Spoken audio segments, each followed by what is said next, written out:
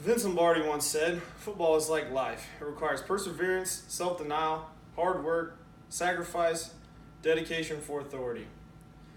In football, there's many different facets. And in stance, there's three main stances: the 2-point stance, the 3-point stance, and the 4-point stance. In the 2-point stance, it's mostly used by wide receivers, corners, offensive line. It's used by many different people in the game of football right now. Most wide receivers set up their stance like this, with their front foot forward, usually with the ball to the inside, like right down there. Corners would set their stance up like this, looking at the ball, covering their wide receiver. They'll be in front of them like that.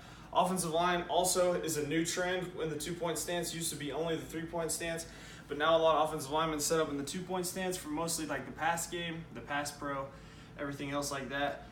Tackles would set more back like this, and guards would set up like this. It's more for a pass pro type thing. On to the next stance is the 3-point stance.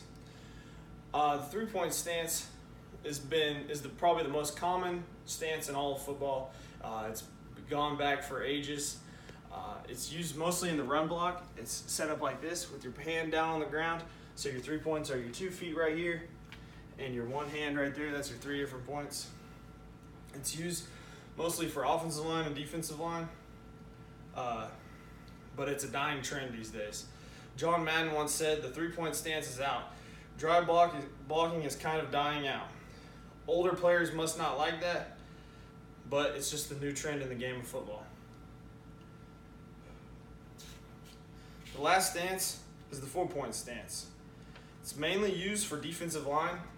It's where you get down on all 4 major points like this. So both hands, both feet, those are your 4 major points.